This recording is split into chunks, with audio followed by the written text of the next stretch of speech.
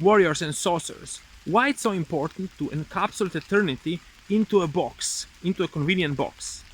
Because people have read fairy tales, they have maybe watched good cartoons as children like Smurfs, the old Smurfs, not the new Smurfs, or Masters of the Universe, the old ones, of course, not the new ones. And you always have some kind of wizard putting eternity into a little box, and then it encapsulates it. But that is not the most efficient way of healing, of reality change. And when reality changes, you have energy for everything. You have energy for your health. After health is satisfied, you start getting energy to get money, to attract money, to have business success. But it's important to encapsulate it, because that way people appreciate what you do. You understand? That is the reason why I encapsulate eternity, because people have a hard time understanding that energy can be transferred some other way. But if you encapsulate it, and if they take something from that capsule and put on themselves, and then they see a rejuvenation change, an anti-age change, even a business change, money starts coming to them, or fortune, energy starts coming to them, then they appreciate it. That is the reason why we alchemists, we are professors of 100 things, but a few things we must be even better professors of, and that is encapsulation of eternity, of health, of energy, into the box that can handle that eternity, at least for some time. One more thing I will tell you, but I'll be fast because I don't like to record long videos, because I always want to not say some things, so I make it harder for my enemies, for your enemies, to track us down. But one thing I will tell you, there is a good test that you can do. For example, the other day there is some guy who is guru of free energy, like the guru of free energy, and I contact him, but I tell him, please open, I sent to his Gmail an email, please open this private note. And then he tells me, oh, I cannot open third-party links, I'm afraid of viruses. And that's all I needed to know. What kind of free energy expert is a guy who is afraid of viruses on his Windows computer? You understand? So that is why when somebody contacts me, when a client contacts me, I see what is the level of encryption he can handle. If he has a problem of clicking on third-party links that are not Gmail approved, that means Skynet approved, I know there will be a lot of work. So that's the only thing I have for today, because secrets must not be shared too much, only a little bit to help warriors and to confuse the enemy. And let me tell you more about encapsulating the eternity in the audio. Listen to the audio now. Warriors, you may be thinking, why is this Magami so arrogant?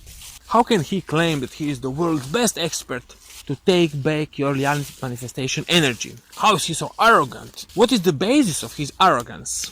Let me give you just one example. 20 years ago, the same is today, always the same principle. 20 years ago, resistance was reliant on the young man. Also today, the young man is the only person who can change society. You understand? He has the aggression, he has the power, the young man.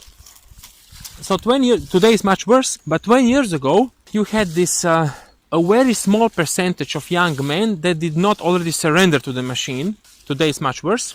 They were trying, the natural instinct of the young man is to go out and meet a woman. Yes, you agree on that. So the natural instinct of the young man is to go out and meet a woman. And society has put all kinds of traps for that. 20 years ago, still internet dating was not very strong, but you had the same crap in clubs. You had huge music, you had alcohol, so many people in a crowded place, and that was the place for young men to meet women. Majority of them gave up and they just met any girl that through their family, through their social circle was there, and that's it. But a small minority said, no, I'm gonna meet the best woman for me, because if I want to have a family, I want it to be with the best, with the best woman in the world for me. Those were very little number of men who had that power to go out and meet women. Society made a trap for them, a force resistant trap, which was called back then a seduction community or a pickup community. They were all meeting on forums, and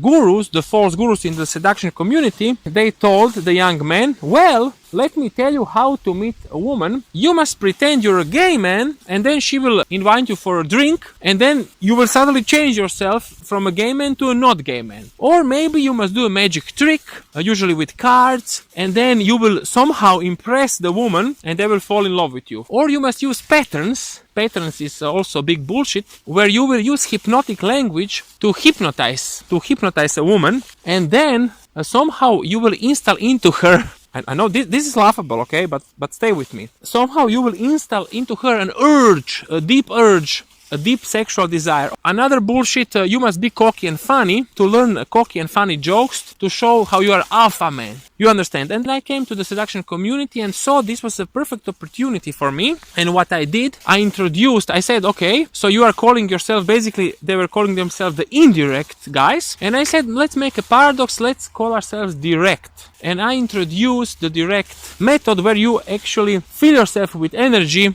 and have enough power to approach the woman you actually like, and then you will see is she good for you or not, and so on. But here is what happened. So let's remember, only the strongest are in the seduction community. The weak are at home and they are miserable and they do nothing. The strongest are in the seduction community, and then what happens is that they fall under the forced resistance. Let's call it the indirect method.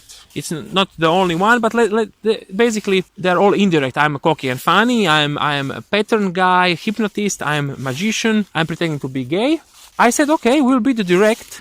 Majority thought I was a crazy man. They laughed at me. They still invited me to a lot of conferences, but they thought I was a crazy man. But there was a following, thousands and thousands of clients who understood that it's a natural progression for a man to be direct and to be able to tell a compliment to the woman he likes. Okay, you understand? However, let me be short today because I have to do a special mission in the forest. I will elaborate another time. Then what happened is that in every city, for example, if you have a million people city, you will have 15 at any given moment. Back then, today is worse, but 20 years ago, you will have 10 to 15 guys that go out and meet women, have a lot of power, not more. Okay, they are very powerful, very strong. Some of them are in show business, some of them are actors, some of them are businessmen. Okay, they have power for meeting women, for business and so on. But you will see that one woman destroys them all, and usually that woman is a beauty contest winner, a famous celebrity. At first glance, very beautiful. At first glance, okay? But me and my warriors have actually proven beyond any doubt that those women are not just innocent Heidis from a village nearby. No, but they are actually Anunnaki overlords that rule the planet, masked as a beautiful woman. We did special missions where we lured the beauty contest winner, where that thing thought that we are going to seduce her, and then we actually made that thing go through an anti-ritual where she had to have a special shamanic drum, special 100-year-old wine, and some other secrets that I will not tell you, and where that creature becomes the Anunnaki master. Follow me closely, okay? Follow me closely. So that was my feeling was that for a long time, but I could not prove it. But when I proved it, then I told my discovery to the seduction community, and then I was totally isolated. There was a small amount of people that understood, very small, and there was a big majority that thought I was a total crazy man. That majority today is wearing a piece of cloth over their face, a piece of stupid cloth, has a danger of being intoxicated, or their children are wearing stupid cloth over their head and are maybe already intoxicated. Now do you believe me that those women you dreamt of, that you aspired for, that you were like looking with lust, are they actually nice Heidis from a village nearby, or are they the Anunnaki masters of this reality, pretending to be that girl, to suck your power, suck your energy? That is one example why I can brag to be the best in the world in take back your reality manifestation energy. And you also think about it. Think about it. When they force you to put a rag over your face, when they threaten you with injecting an obvious poison, think about. Now think about. Go 20, if you're a man, go 20 years back in the past and think Is it maybe plausible that some of the women you lusted for, you admired, you fantasized, were actually aliens sucking your power, sucking your energy, sucking your reality manifestation? Think about it, warrior. If you want to learn more, contact me. If you want to fix your reality manifestation energy, contact me. And now I must go because it's time to throw the wrench into the machine.